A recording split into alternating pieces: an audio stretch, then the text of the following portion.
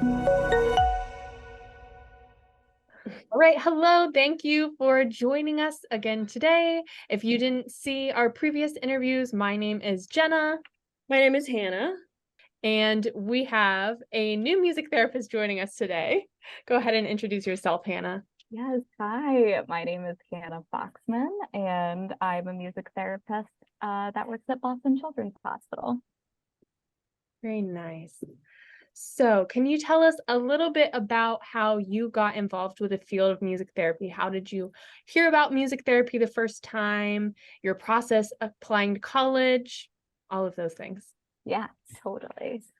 So I first found music therapy as I was searching for college. So I was and Jenna knows this about me, I was pretty set on looking at a college that I could potentially do musical theater at as a major, because that was something I was really, really passionate about. And something really special about our community theater that we were involved in that I really loved and was inspired by is we let everybody be in the shows. If you wanted to be in a show, you got a role and you got a part. And our director was always so great at creating an inclusive space for anybody that was really interested in being a part of the show. So that was kind of the connection I had with my musical theater experience of supporting others and giving everybody the opportunity to be the star and have their moment on stage.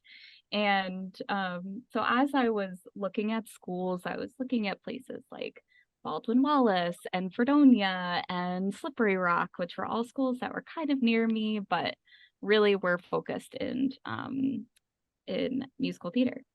And as I was looking at that, music schools were coming up for me as well. And that included Berklee College of Music. And I was like, oh man, this place is kind of like Hogwarts. Like it's kind of like a really special school that has like limited majors, like very, very music focused. And I was like, you know what? I'm just kind of like interested in what it would be like to go to school here. And I looked at the majors that they had, and music therapy was one of them. I was like, oh man, what's music therapy? I feel like music provides me with therapy all the time. And I looked at their program and got a better understanding of what it actually was.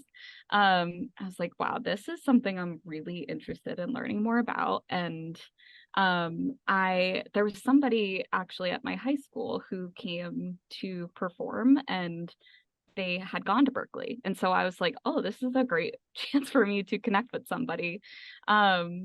And he connected me with the music therapist Jenna Bullard, who was previously at Mattel Children's in California. So I got to chat with her, which was really special, and learn more about just what the profession is and like the places you can work. And I was like pretty set of like, yeah, I think that this is what I'm meant to do. And I applied to Berklee.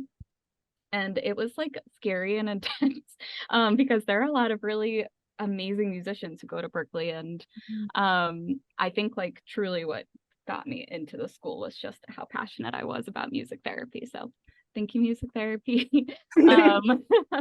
And yeah, so that was like an interview portion, and then like an assessment on just your musicality and how comfortable you feel musically on your instrument. And mine was voice.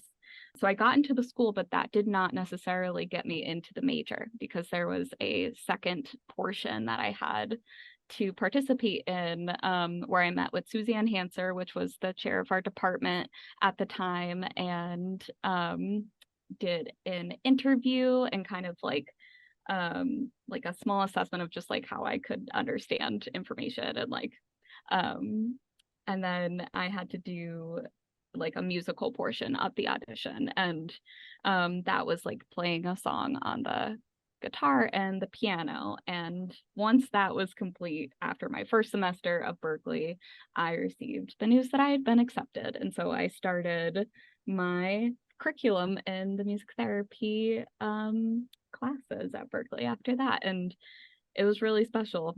It's a very cool place to go to school. Awesome. Can you tell us a little bit about your college experience while you were there? If there was any theoretical orientations that Berklee teaches in particular, or any that you were really drawn to, and just about what you got from Berklee? Yeah, definitely. So the music therapy curriculum at Berkeley, as you can imagine, is very, very music centered. So Mhm. that was like a pretty big focus throughout all of my classes of like, okay, how can we accomplish this using our guitar? And so because of that, we took instrumental classes in percussion, piano, and guitar. And that was very cool for me because I think like those were skills I really needed to grow in. And I'm so grateful for that education because I feel like what I do now is also very music centered. And I would not be able to accomplish the goals that I'm working on here if it was not for that type of education. Um, and I think another like kind of special thing about, at least when I was in the program, I think it's a little bit different now. We had practicum every semester where we would spend, I think it was like 2.5, 3 hours at a site each week. But our practicum at the time were population based. So in my first practicum, that was working with kids who had disabilities. And in my second practicum, it was working with older folks. And that was a really unique way to learn, I think, because it was very client centered of like, here are the things that you may encounter working with this kind of population. Now, how are you going to do it? And that was helpful for me. And I think like it was not surface level, like we definitely were able to gain a lot of information and tools and techniques in our toolbox. Um, but we really like learned a lot. Like we kind of got through all of the different like small minute things that you might even experience with these populations, and that can feel like overwhelming too, right? Of like, oh man, this is a lot of information and I'm only learning this like right now and then I will not learn it again. And so absorbing that was something that I had to kind of like work on as a student and just in my like the way that I learn. But the professors at Berkeley were also really wonderful. And everybody who's a professor at Berkeley goes by first name basis. So it's like super casual and like they're really cool and they're all like really amazing musicians. And so that kind of like took a layer of intensity off, honestly, and like allowed me to feel really comfortable when I was confused on certain things or just needed some extra support. So yeah, that's a little bit about Berkeley. It was great. I loved my experience there. What was something that you feel like you really enjoyed and something that maybe going back you would do differently again or would change if you had to go back, something like that? That's a really good question. I think just like generally something that I really appreciated and still appreciate to this day is just everybody who goes to Berkeley, not even just in the music therapy department, is there because they really, really want to be. And you could really feel the passion from a lot of your other students and friends, and people just wanted to get better. And I think like going to Berkeley allowed me to grow my relationship with music too, because like before I went to Berkeley, I was pretty, I really just like listened to like pop radio and musical theater. And when I went to Berkeley, I was like, oh wow, there's a lot of music that I need to learn. But like my favorite part about it, honestly, were the people that I met. And I made a lot of really amazing and important connections that are still ongoing in my life now. I am in a couple of bands with the folks that I went to college with still, and we're like creating music together, and that's really, really special. I think that if I were to change anything, I think it would really be just like taking a gap year, honestly, and like growing in to myself and like understanding myself a little bit better so I could really get all of what I wanted out of school. Because it's hard when you're you're 18 years old and you go right to college and you don't have a full understanding of the world or the things that you envision doing in the future. And so I think if I were to have like taken a year and just like chilled out and be like, oh yeah, I'm gonna like be in a band during school. Like that wasn't something that I ever did during school. It all happened afterwards. So like those types of things. Yeah. Yeah, definitely. What about your internship experience? What was that process like of specifically at Berkeley of finding an internship and being placed there, and where did you go, and what did you have a choice in the matter, and all those kinds of fun stuff? Yeah, that's a good question. My internship experience, like applying for it, is kind of unique, I think, because it all just kind of like happened. It happened really easily, which I'm really grateful for. But I had done my practicum 5 at Boston Children's Hospital, and so my supervisor at that time was also the internship supervisor. So I had an experience as a student, and it fit really, really well. And I was really passionate about having my internship here. So I kind of like knew I wanted to be here during my practicum experience. And because of that, I was able to like really apply right away and feel very focused in that journey.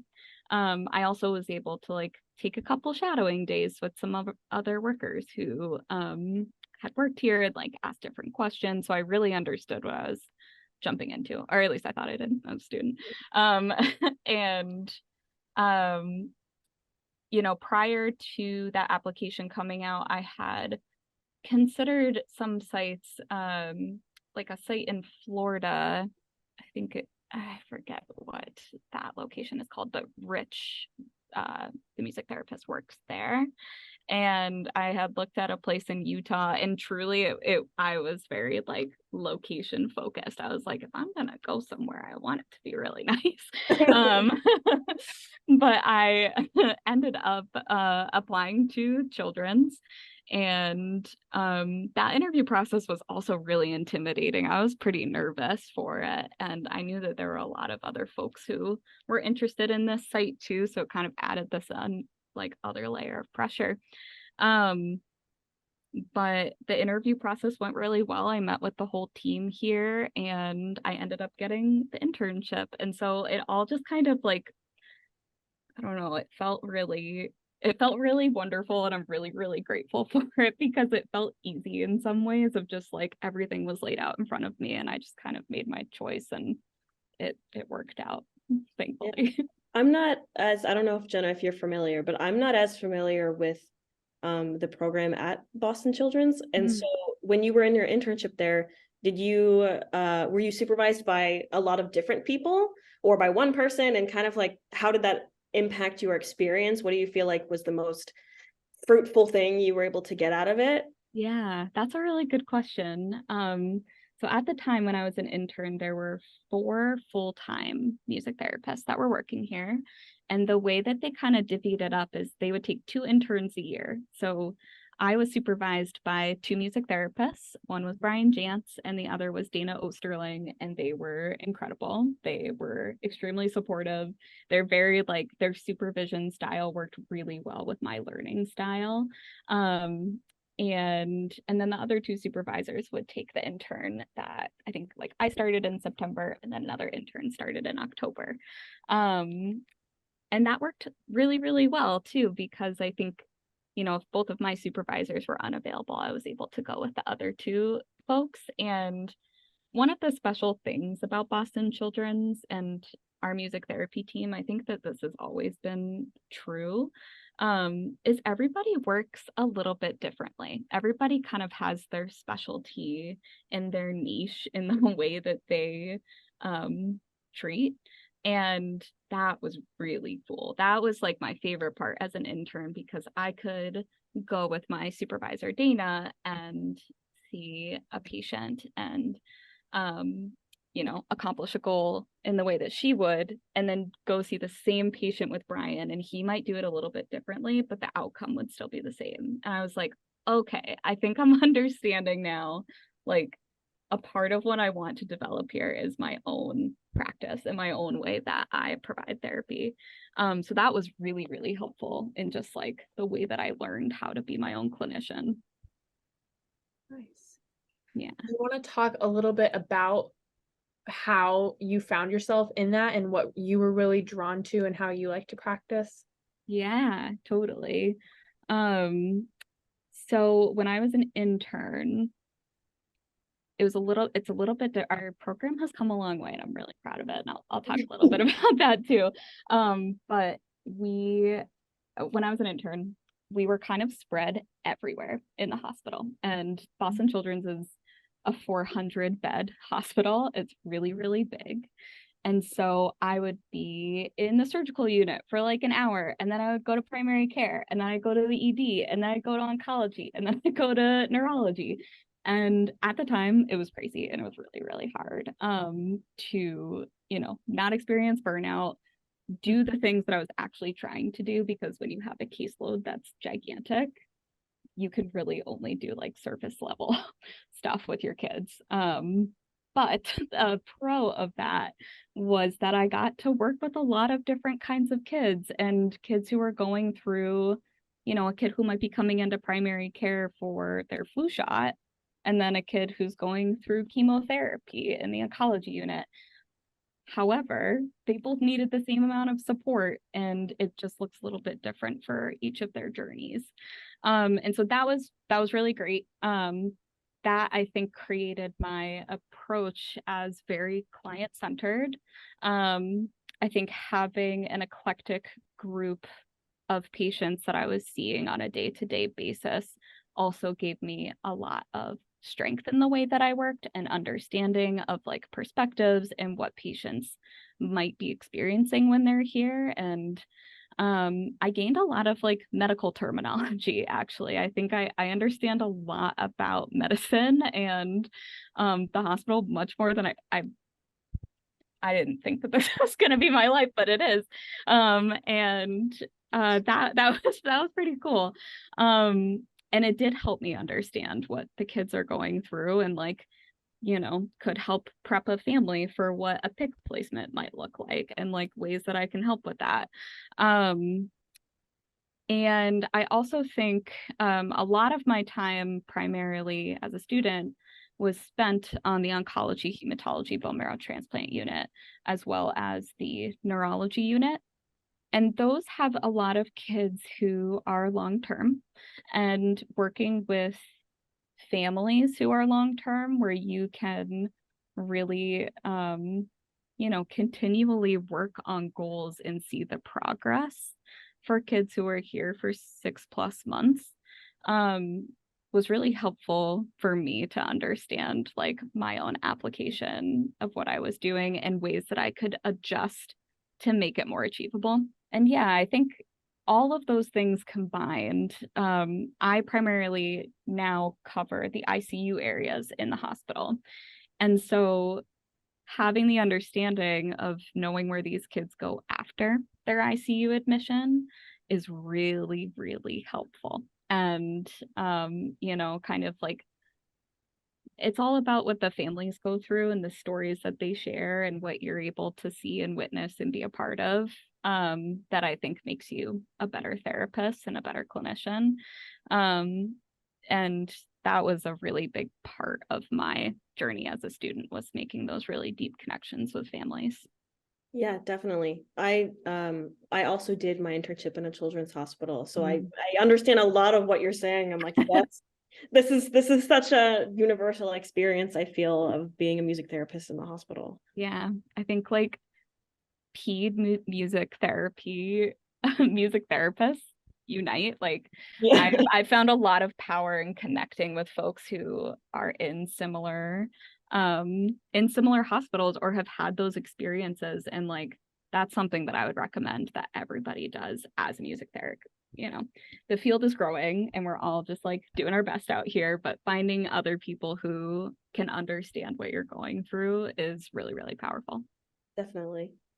How do you feel like that process was impacted for you in terms of taking the CBMT exam post-internship? Was that something that you had been like preparing for and were using a lot of study materials for, or did you just kind of wing it? Or how did it sort of play into the process of internship, test, job, or the meshing of all three? Or what was that experience like for you? Yeah, that's a really good question. I'm so glad we're talking about the CBMTs, because I had a really hard time with that exam. It is a tough test, and I think that I took it a couple of times before I was able to pass. And I want to normalize that for anybody who is about to take that test, because it's not easy and it's not really designed to be easy. They need to improve the exam. Just saying that first. But yeah, I think, at Berkeley, they started preparing us for the exam closer to our graduation. I think the tough thing about the exam is that no matter where you go to school, what education you receive, what experience you have as a student on site in places working with clients, you will not be able to feel prepared unless you study for the CBMTs. Do you know what I mean? Like, referencing the CBMT handbook is one thing, and what will be included in the exam, and what you have experienced as a music therapy student is another.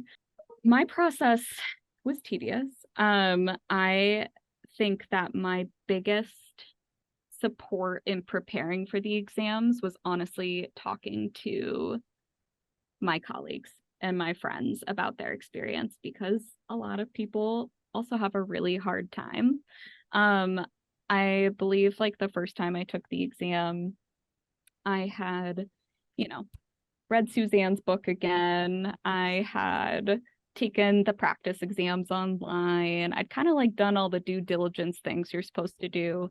And the challenge that I ran into is actually the amount of time it took me to go through all of the questions, because for me, that's something that's always been challenging for me. I'm not the best test taker, and when you put me on a time limit, I'm gonna stress out and I'm gonna lose a lot of my confidence and my ability to think clearly.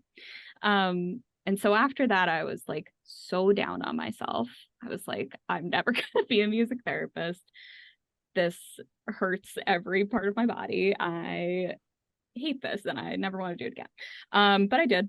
On the CBMT exam website, you see the handbook and you see the domains of areas that you're supposed to study for the exam.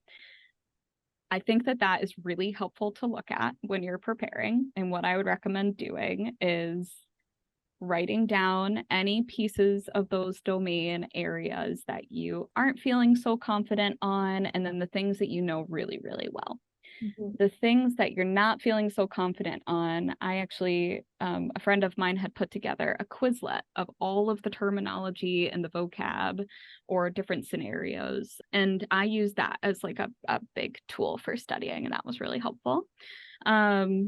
But another thing that I did that was slightly intense, but it did really help me in my studying technique, was I took sticky notes that were different colors for each domain, and any kind of terminology that I ran into that was a little bit more difficult for me or something that I was having trouble remembering, I wrote that down on the sticky note, and then I put all of the sticky notes up in different places in my house.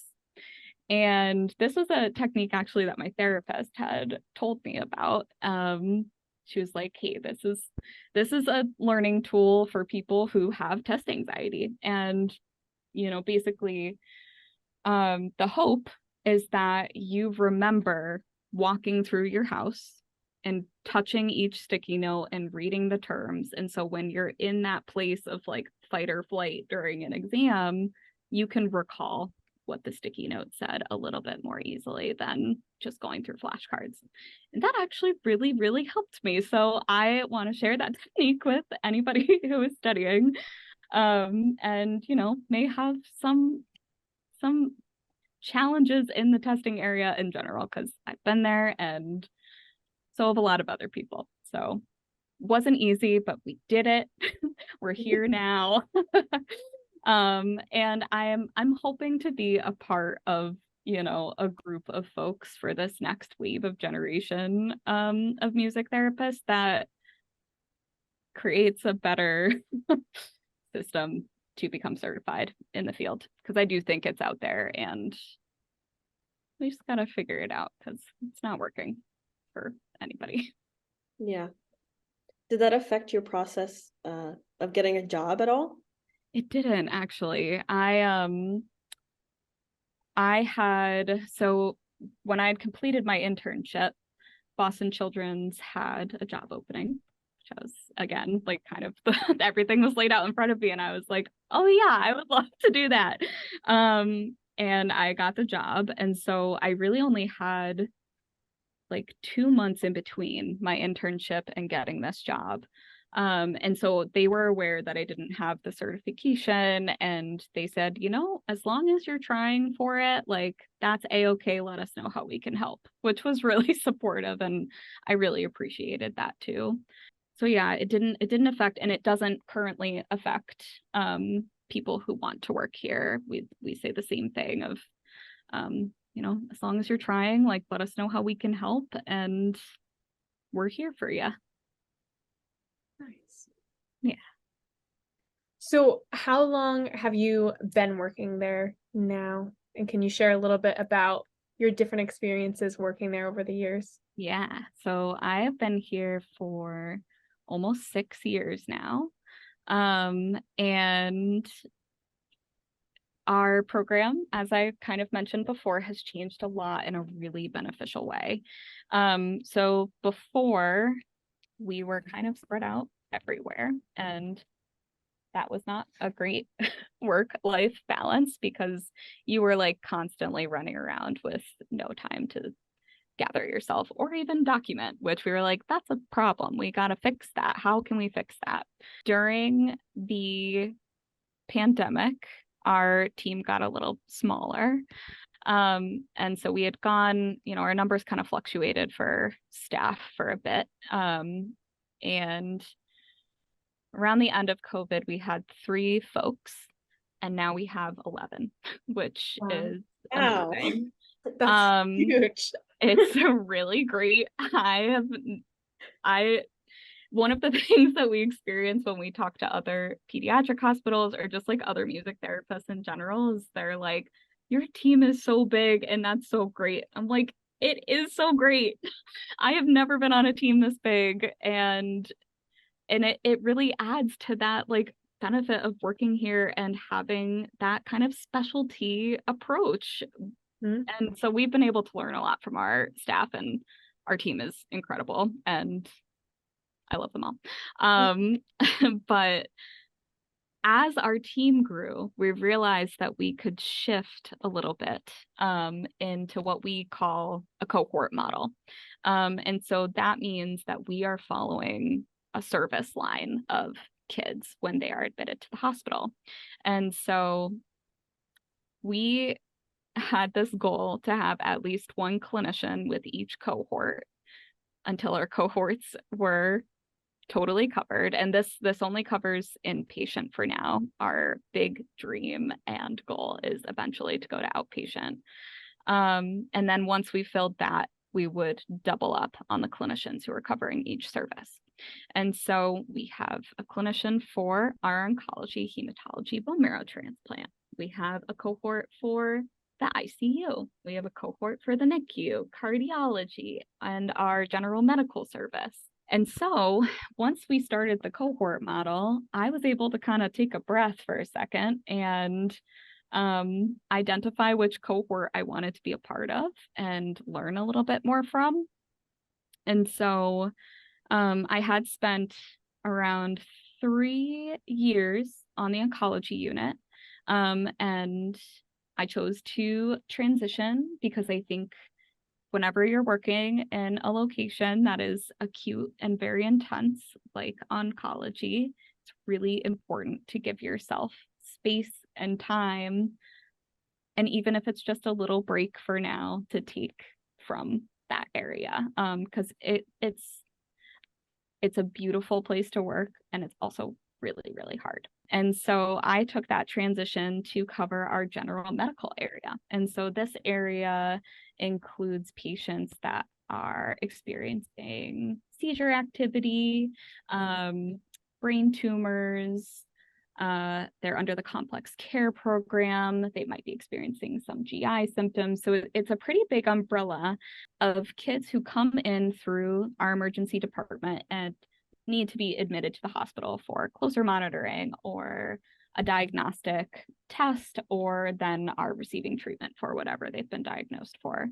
And that area was really special to be a part of. I really loved working there, and the team up there was really, really special. And I think one of the biggest things that I've taken away from working at a place as big as Boston Children's is the interdisciplinary team is your BFF. And it's really important to make those relationships and just like include people in your treatment so they understand what you're doing and why.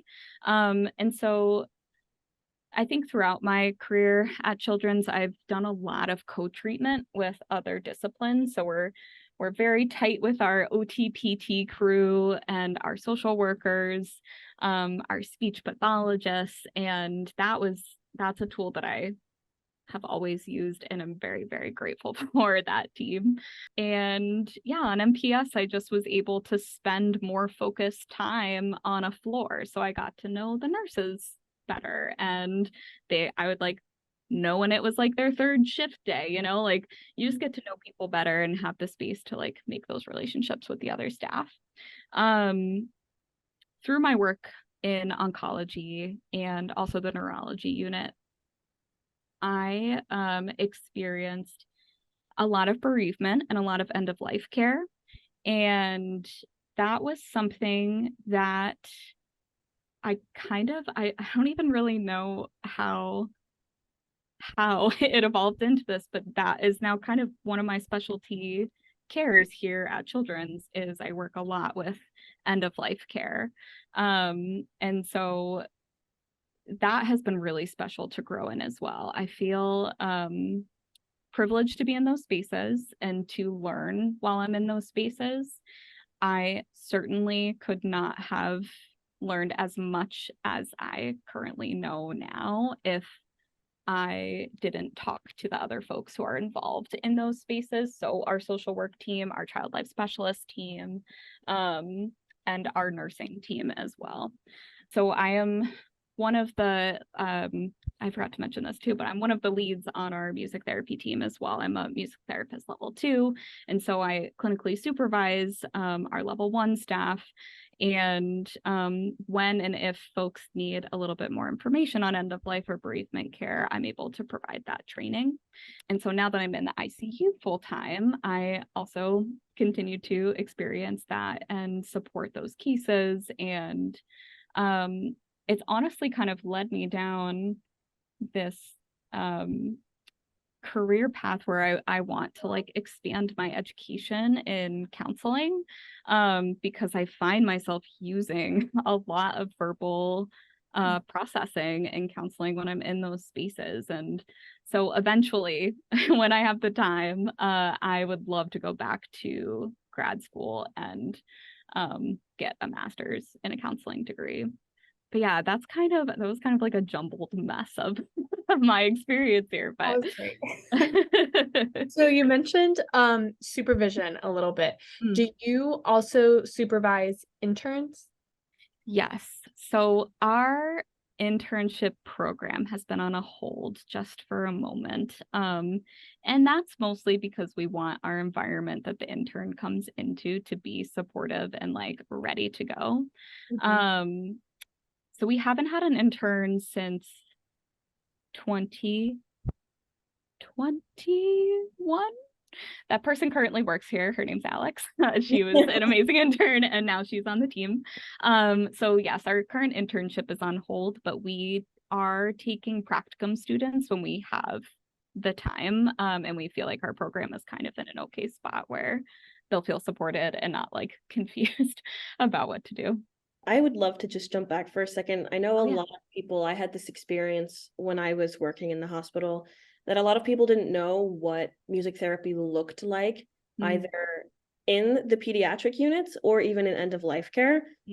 Is there like a sort of a staple vignette that you can share of something that you might work on, particularly in your specialty? Yeah, sure. So a lot of my work, I'll use the ICU as a good example because I think that is a great example of what end of life care can look like as well. So just to give like a bit of a description of our ICU, children are typically transferred to the ICU when they need higher level care. That might mean additional respiratory support. They may need to be intubated.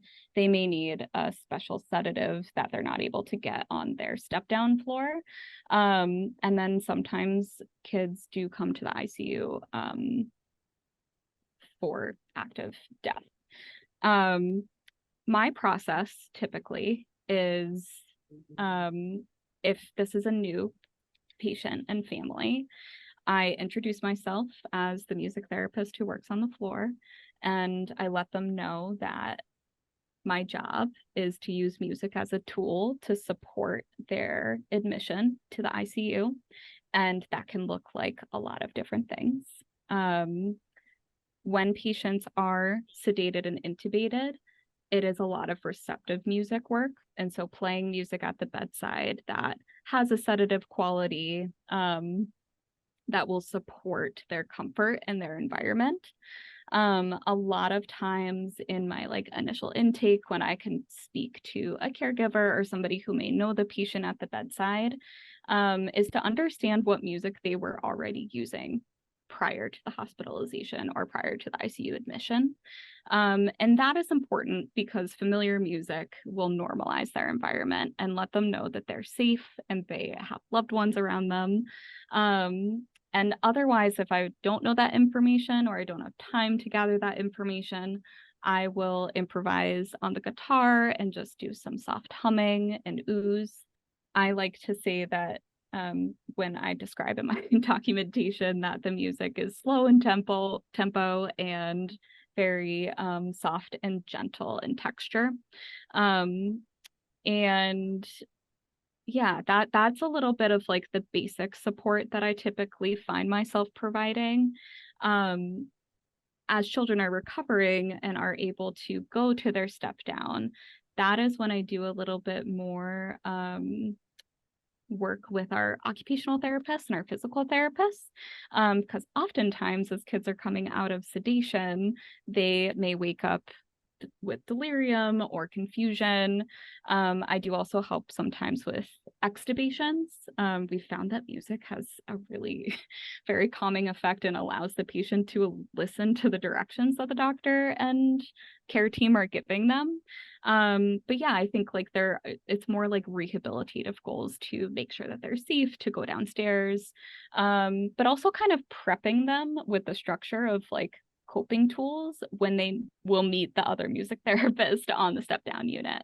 So just kind of starting that journey of here's what we did and here's how I saw that it helped. Here's what I'm seeing that we can work on next. And we do a lot of resource-based tools as well. So if I notice that a patient is responding positively to the music in the ICU, I will provide the caregiver with either a Bluetooth speaker, with a playlist that I might recommend, or a CD player. We have a lot of CD players and people are like, oh, it's pretty old school. And I'm like, it is, but it is really easy to put like exactly what I want on here. It honestly does not look much different for end of life care. I think a lot of end of life care is honoring the space and allowing the family to have that moment of embrace and honor their child. And so similarly to when I do the intake of what is the music that's important to you, what are you guys listening to, we do a lot of the same stuff during end of life care. And sometimes I'll be playing the music, sometimes it's music that will play through a speaker, sometimes it's music that caregivers will want to lead or sing or write. So it can look really, really different depending on the situation. We also have a heartbeat recorder. So we do heartbeat recordings at bedside as well. And, similar process, finding a song that elicits memories of the patient and their life and their legacy. And that can be added to their heartbeat recording as well. Those are some of my favorite when I read like case studies or hear stories about those. They're so moving, even out of end of life care. Doing those heartbeat recordings is something so it's almost tangible that you can hold.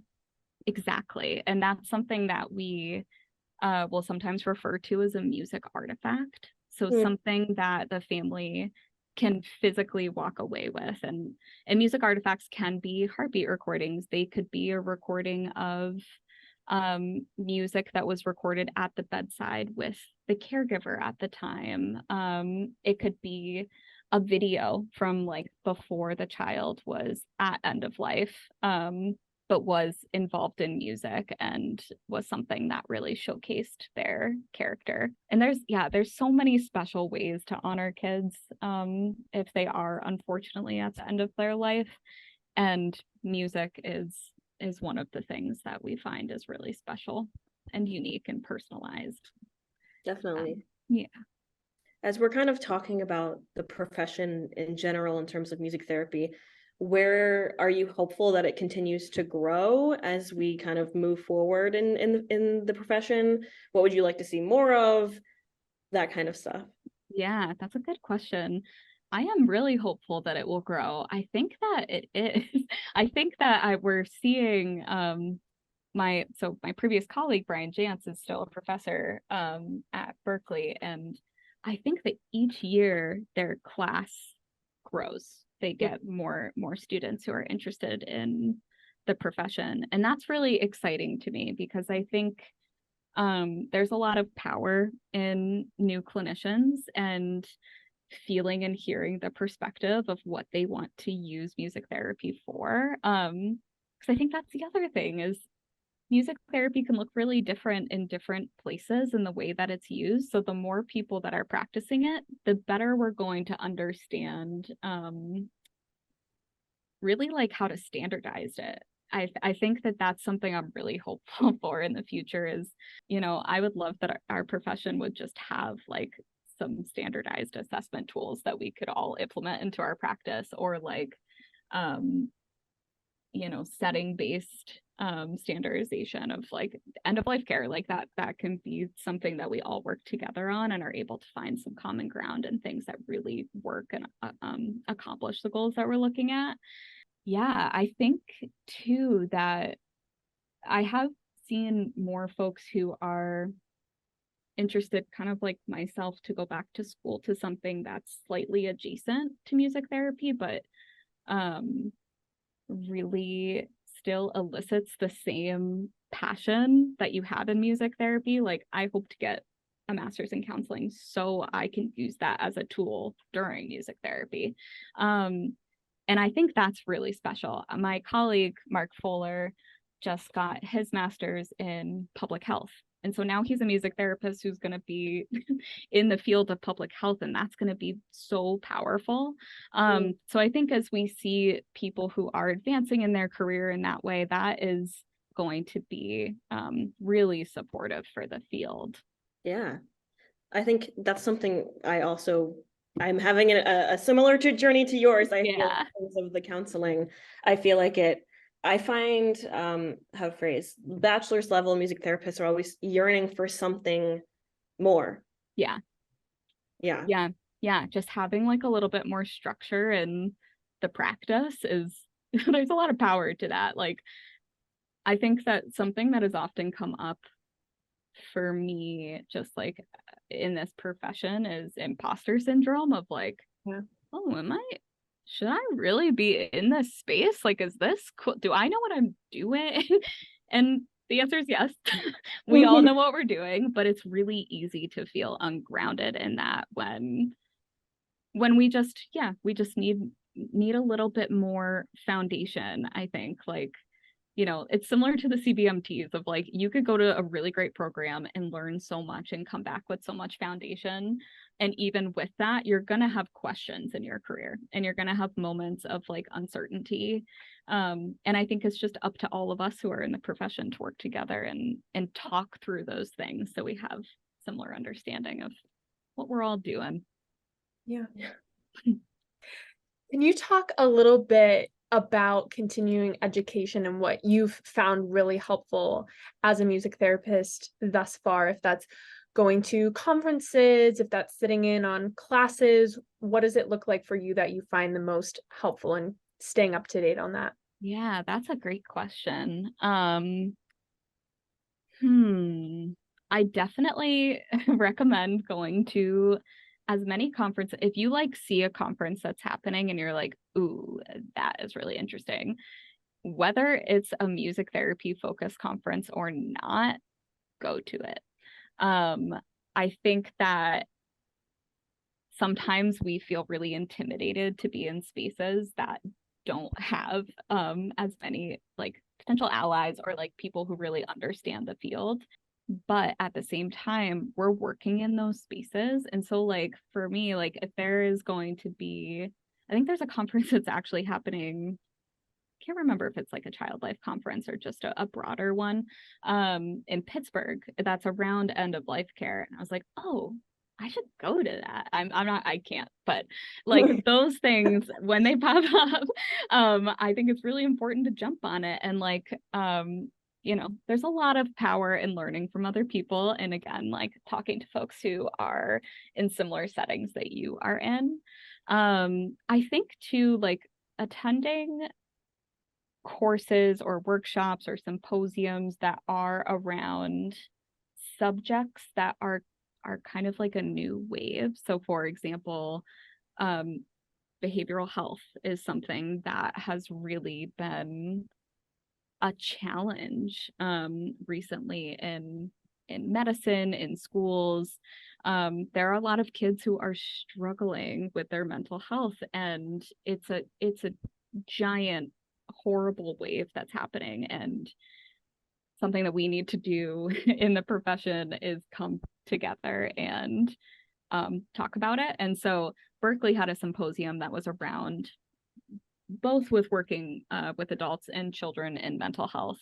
And even though I'm in the ICU and that may be like slightly adjacent, there are certainly folks who are coming in with a lot of challenges around their coping, their emotional health, and some who already have pre-existing mental health challenges. I'm also supervising a team of people who are interacting with kids who have behavioral health and mental health challenges. And so being able to go to something like that and learn and gather that information was not only beneficial for me, but it was beneficial for my team. So I think too, if you can kind of like have a lens like that as you're seeing all the different opportunities come up. But it's great because there's a lot of workshops and symposiums and conferences now that are virtual. So they're a little bit more accessible. And I am grateful for that sometimes. Yeah. I can't go to Pittsburgh.